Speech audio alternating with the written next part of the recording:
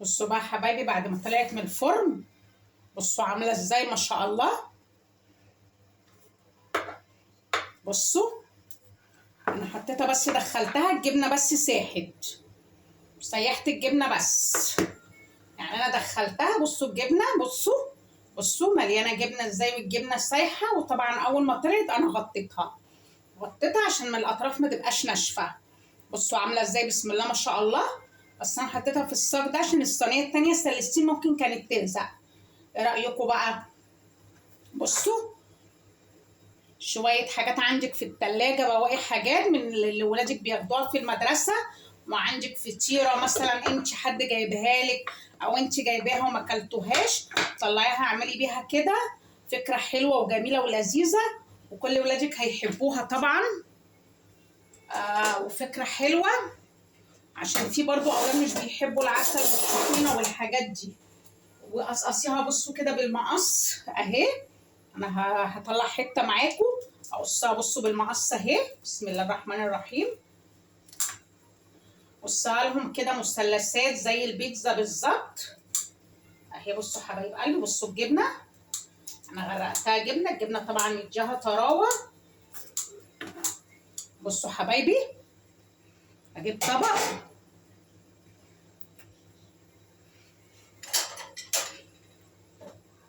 بصوا اهي، بيتزا دي ولا مش بيتزا؟ بصوا طريه، والحشو فيها من جوه اهو. بصوا الحشو من جوه، بصوا عامله ازاي وطريه وجميله. جربوها بقى ويا رب تعجبكم ان شاء الله. وفكره حلوه وسهله ومش مكلفه، ان شاء الله تعجبكم. جربوها بقى ويا رب تعجبكم ان شاء الله. اشوفكم بقى في فيديو جديد. يا ريت بقى تتفاعلوا معايا لايك وشير وكومنتات يعني كده عشان ترفعوا لي القناه شويه. اشوفكم بقى في فيديو جديد حبايب قلبي. باي باي. مساء الخير حبايب قلبي، عاملين ايه؟ ان شاء الله يا رب تكونوا بالف خير. عاملين ايه؟ بصوا بقى حبايبي، النهارده بقى هعمل حاجه كده سهله وبسيطه معاكم. بصوا انا بصراحه ايه، كنت بس الحله دي كده الاول معاكم على النار. انا جايلي فطيره كده حلوه مشلتتها من البلد. فطبعا انا ما بحبش العسل والقشطه بقى والكلام ده، انا ما بحبش الحلويات والعسل والقشطه وكده، ماليش فيه بصراحه. فطبعا فطيره حلوه كده وجميله. انا فكرت هقلبها فطير شرقي، هقلبها بيتزا، هقلبها فطير شرقي زي اللي بنجيبه بقى من عند الفطاطر الحلو دوت الجميل ده اللي بيبقى محشي من جوه ومحشي من بره. هنعملها سوا ويا رب ان شاء الله تعجبكم وتكون سهله وبسيطه وجميله. وفكره حلوه لاي حد بقى عندها فطيره مشلتته كده في الفريزر، تطلعها تخليها تهدى براحتها كده وتفك براحتها وتعملها فطيره شرقي او بيتزايه.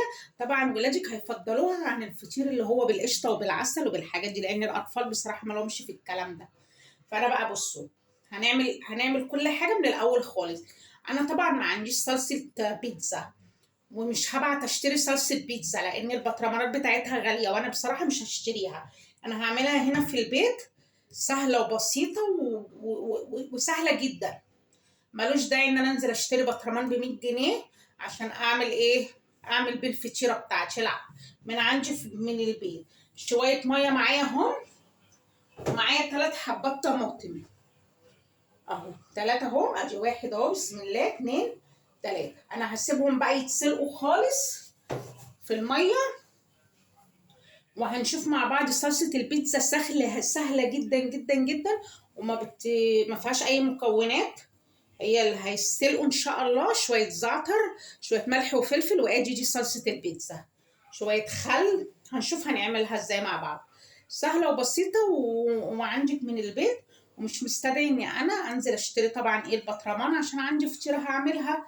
هرش عليها شويه حاجات عندي برضو من بواقي التلاجة. انا هسيبهم بقى يتسلقوا ان شاء الله. لما يتسلقوا هنكمل ونشوف هنعملهم ازاي. حبايبي اهي غليت بقى كده، وبصوا بس عشان هي سخنه والقشره بتاعتها. بصوا القشره بتطلع معايا بكل سهوله. اطلع القشره بقى بتاعتها لان لازم اشيل القشر. هي القشره فصلت اهي. انا بقى هسيبها تبرد بس شويه وهطلع القشره. بصوا القشره كده خلاص، طالما طلعت بكل سهوله يبقى هي ايه كده خلاص، يبقى هي خلاص كده. لان احنا لازم نشيل القشره بتاعتها. هشيلها بقى، ارفعها من على النار، اخدها كده ارفعها من على النار اهي. وهجيب بقى الطاسه بتاعتي دي كده عشان ايه نشوف بقى مكونات البيتزا بتاعتنا. هحط بقى الطاسه دي كده،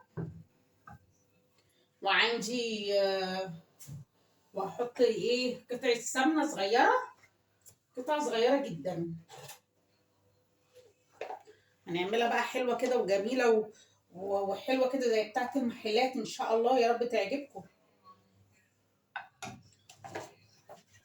بصوا حبايبي، انا معايا اهو يا سوسيس يا فرانكفورت اللي هو دوت اهو. بصوا قطعته ازاي، قطعته قطع. وهنزل بقى فيه هنا، هنزل كده في حته السمنه اهو. انا هسيبه بقى يتشوح، هسيبه بقى ايه يتشوح.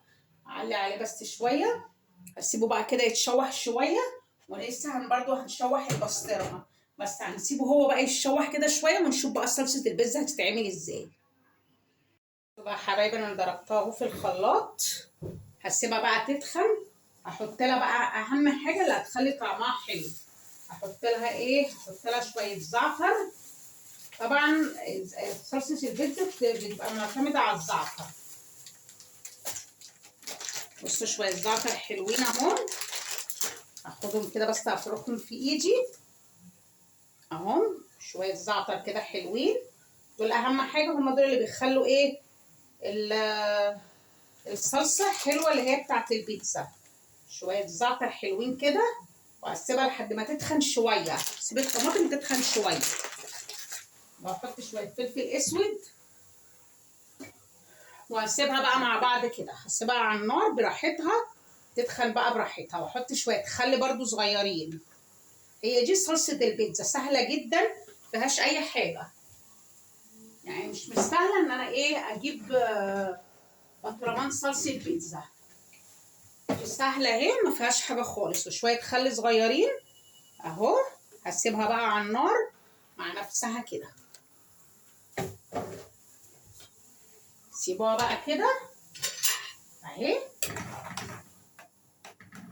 هي هتتخن اكتر وهتتقل اكتر. نسيبها بقى وما تخلص خالص هنشوفها بقت عامله ازاي.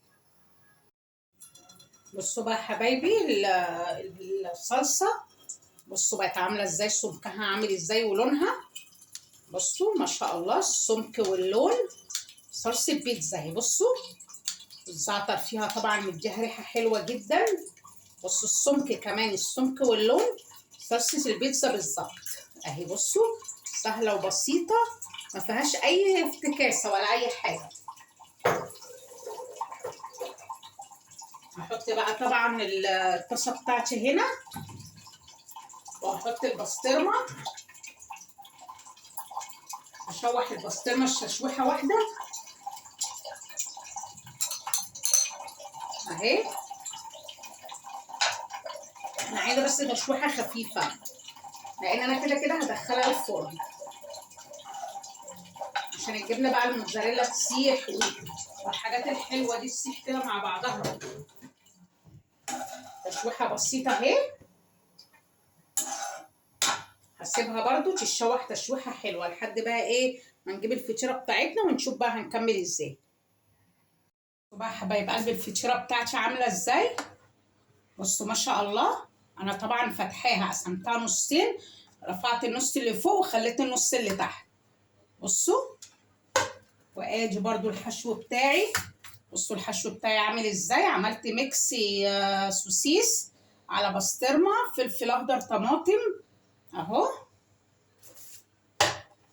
معانا الصلصه الحلوه ايه بتاعتنا ديت الحلوه. بصوا عامله ازاي، بسم الله ما شاء الله، الصلصه حلوه اهي وجميله. ومعايا هنا زيتون ومعايا جبنه موتزاريلا. هنشوف بقى نعملها ازاي، نعملها بالظبط زي اللي بتبقى في المحلات ان شاء الله اهي. الفطيره انا فتحتها كده رفعتها فوق عشان هحشيها بره وجوه. اجيب اول حاجه الصلصه بتاعتي اهي. الصلصه ياخد منها كده اهو، سخنه طبعا. ريحه الصلصه حلوه قوي من الزعتر. الزعتر طبعا بيبقى ايه، هو طبعا بتاع البيتزات وبتاع المكرونات وبتاع الحاجات دي كلها. انا هزود كده عشان ايه تديها طراوه. بصوا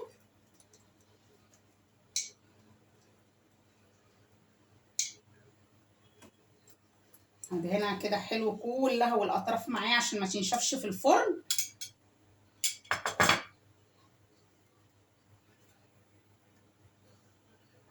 انا شقتها كده 2 من النص.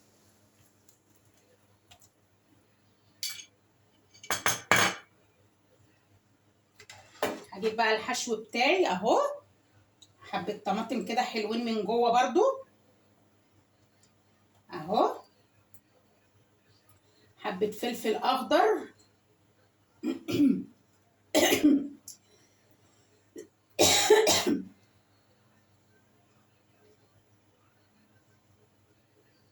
حبة حشو بقى من اللي هو اللي احنا الصلصة ايه طلعت حرقة شوية. بصوا شوية حشو كده عشان تبقى بره وجوه تبقى كلها مليانة طبعا. وشوية زيتون اهو. بصوا شوية زيتون اهو. حابة بقى تحطي انت زيتون اخضر، زيتون اسود، تحطي بقى اللي انت حباه. تشكلي ميكس اخضر مع اسود حسب ايه اللي انت بتحبيه. انا بحب الزيتون الاسود في البيتزا.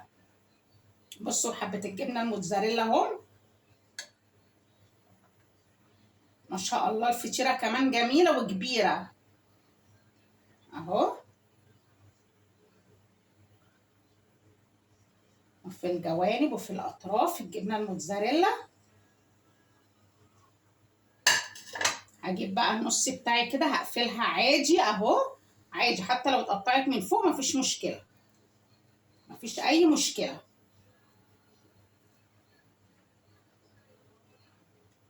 هقفلها حلوة اهو. هضغط عليها بقى كده.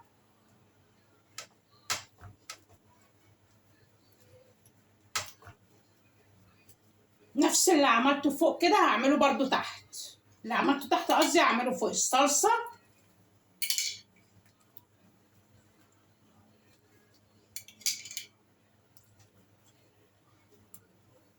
الفطيرة كمان حلوة طرية، بتاعت الفلاحين الحلوة اللي بتتعمل بالسمنة البلدي دي اهو. نفس اللي عملته فوق تحت ولا ايه اهو، والجوانب وكله. حابه تعملي بقى صلصه البيتزا دي وتشيليها في الفريزر تطلعيها اي وقت، حابه تعمليها وقتها طبعا براحتك خالص. اخد برضو نفس اللي حطيته تحت هحطه برضو من فوق اهو. طماطم بصوا، والفلفل اهو برضو. بسم الله الرحمن الرحيم. والحشو بتاعي برضو هحطه من فوق برضو اهو. اوزعه كده بس بطريقه حلوه عشان ما يبقاش كله متكدس في مكان واحد. بصوا بسم الله ما شاء الله اللهم بارك. الفطيره كبيره وطبعا حلوه اهو. والله عندك بقى حد جايلك بالليل ضيوف وعندك حته، او ممكن تبعتي تجيبيها الفطيره المشلتته ديت، تبعتي تجيبيها ضيوف جايالك. انت بالليل وانت قاعده مش قوي على الغدا على الفطار، مش حابه تاكلي مثلا حاجه في الغدا او في الفطار، تجيبيها برضو وتعمليها كده سهله وبسيطه. وادي الزيتون. كل طبعا ما بنكتر الحشو بتبقى حلوه جدا. وادي الجبنه الموتزاريلا بتاعتي اهو. بصوا بسم الله ما شاء الله حلوه. وكل ما تكتري طبعا في المكونات بتبقى احلى. بصوا حط انا كمان ازود شويه جبنه موتزاريلا من عندي على الوش. بصوا عامله ازاي. شويه جبنه اهو من على الوش كده موتزاريلا، عشان ايه بيخلوها حلوه قوي. انا هدخلها بس مجرد ما هي الجبنه تسيح، الجبنه تسيح واخرجها. بصوا عامله ازاي، بس كفايه عليها قوي كده اهي. من فطيره عندك مشلتته، من فطيره عندك مشلتته. بصوا عملنا ايه، عملنا احلى بيتزا. بيتزا اهي، احلى بيتزا عملاقه. هي بيتزا دي ولا مش بيتزا اهي؟ بصوا عامله ازاي ما شاء الله، هتكفيكي وتكفي ولادك وتكفي الجيران كمان. بصوا حبايب قلبي، بصوا عامله ازاي ما شاء الله. انا ادخلها بقى الفرن، الجبنه تسيح وهخرجها على طول. عندك كاتشب عايزه تحطي، عايزه بقى زي ما انت حابه، جبن تانية، جبنه رومي، زي ما انت حابه حبيبتي. بصي ندخلها بقى الفرن وما تطلع ان شاء الله نشوفها سوا. بصوا احلى بيتزا اهي. بصوا عملنا احلى بيتزا، بيتزا كبيره وعملاقه اهي. بصي تكفيكي وتكفي ايه كل ضيوفك وكل الحبايب. بصوا عامله ازاي، بسم الله ما شاء الله، جميله اهي. هندخلها الفرن بقى ونشوف ان شاء الله لما تطلع هتبقى عامله ازاي. بصوا بقى حبايبي بعد ما طلعت من الفرن، بصوا عامله ازاي ما شاء الله. بصوا انا حطيتها بس دخلتها الجبنه بس ساحت، سيحت الجبنه بس، يعني انا دخلتها. بصوا الجبنه، بصوا مليانه جبنه ازاي والجبنه سايحه. وطبعا اول ما طلعت انا غطيتها عشان من الاطراف ما تبقاش ناشفه. بصوا عامله ازاي بسم الله ما شاء الله. بس انا حطيتها في الصاج ده عشان الصينيه التانيه السلستين ممكن كانت تلزق. ايه رايكم بقى؟ بصوا شويه حاجات عندك في التلاجة، بواقي حاجات من اللي ولادك بياخدوها في المدرسه، وعندك فطيره مثلا انت حد جايبها لك او انت جايباها وما اكلتوهاش، طلعيها اعملي بيها كده. فكره حلوه وجميله ولذيذه وكل ولادك هيحبوها طبعا. وفكره حلوه عشان في برضو اولاد مش بيحبوا العسل والطحينه والحاجات دي. وقصقصيها بصوا كده بالمقص اهي. انا هطلع حته معاكم اقصها. بصوا بالمقص اهي، بسم الله الرحمن الرحيم. قصها لهم كده مثلثات زي البيتزا بالظبط اهي. بصوا حبايب قلبي، بصوا الجبنه انا غرقتها جبنه، الجبنه طبعا مديها طراوه. بصوا حبايبي اجيب طبق،